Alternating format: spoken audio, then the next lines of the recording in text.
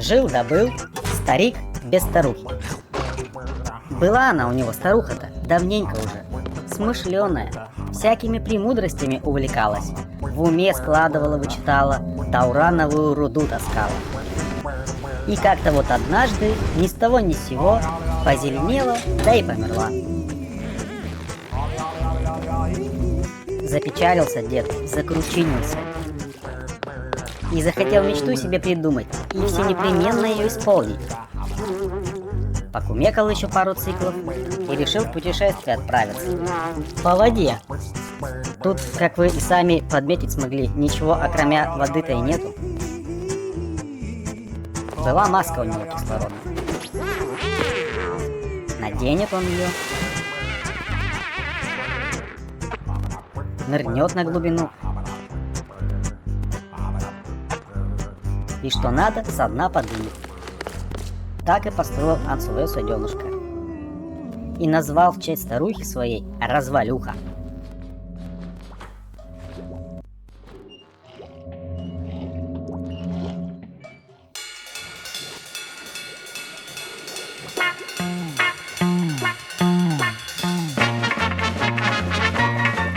Я рыба по прозванию Пила. Пилю, что в океане попадется, и скоро ваша шхуна пополам под острою пилой распадется. И дело я люблю, и дело я люблю, все на свете я пилю. И дело я люблю, и дело я люблю, все на свете я пилю.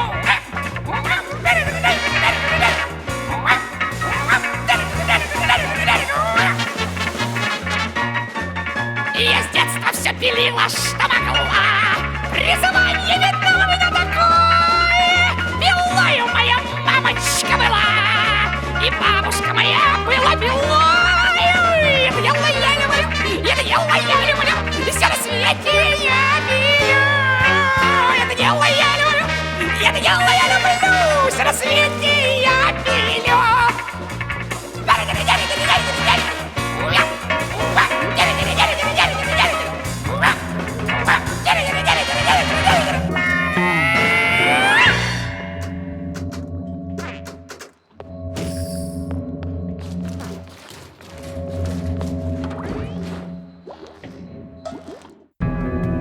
Однажды он поймал рыбу. Тут же захотелось ему ее съесть. А она ему и говорит: «Не надо, я тебе еще пригожусь!» И метнула ему икринку под ноги. Смекнул дед, что две-то рыбы лучше, чем одна. А ежели эти две, да еще по две икринки отложат, так уже и 4 будет. А если те дадут 4, то уже и 8 выйдет. А если и дальше так пойдет, то... А дальше пальцы на руках закончились, и побежал дед пруд строить.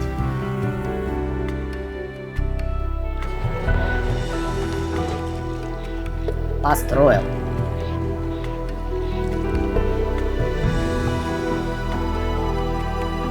Облагородил.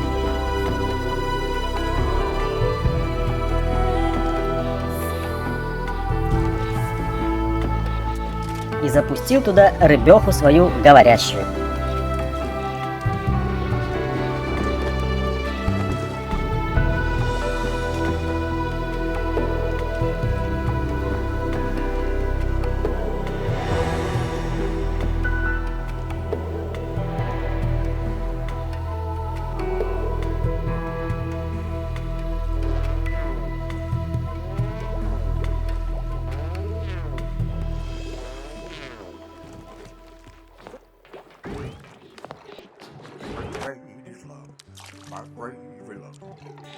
Приходит старик на следующий цикл, а рыбка ему предъявляет, что, мол, меня кормить надо. Фертильность снизилась. И если так дальше пойдет, то одна икринка-то после нее и останется. И за диету свою пояснила.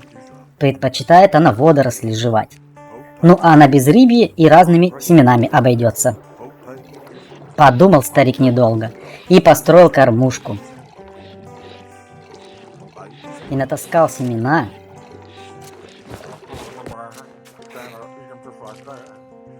И ждать отправился.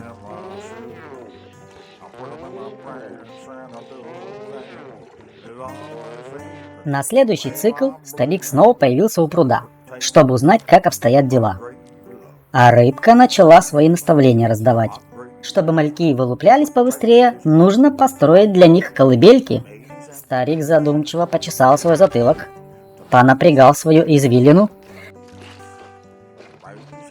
и вспомнил о чертежах, которые оставила его покойная старушка. И соорудил нечто по их образцу. И засунул туда икринку, и отправился по своим делам.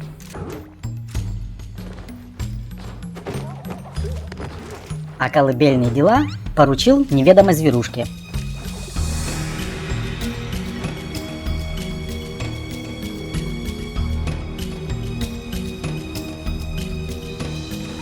Спустя несколько циклов икринки вылупились, заполнив пруд множеством мальков.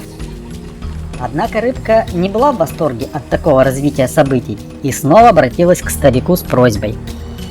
«У нас стало слишком тесно в этом пруду». Старик построил второй пруд, чтобы обеспечить каждой рыбке комфортные условия. Но скоро и во втором пруду не оказалось места, и в третьем тоже.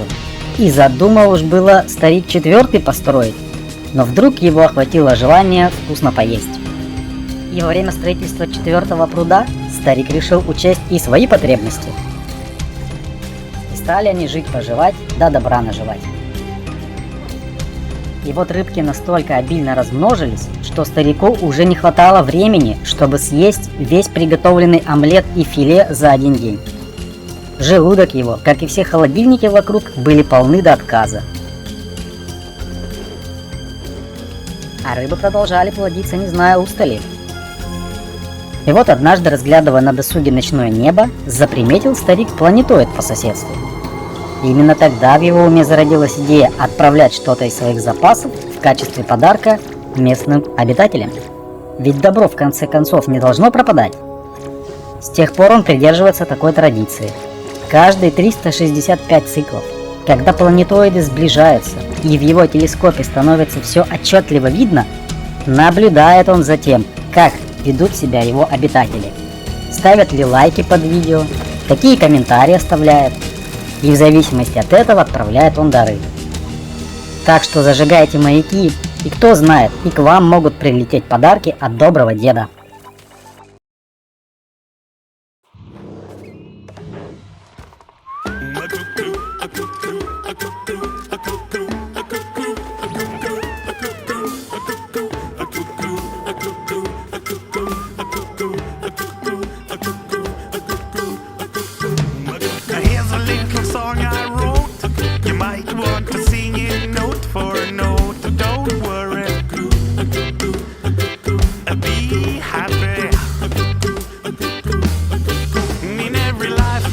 Some trouble, but if you worry, you make it double.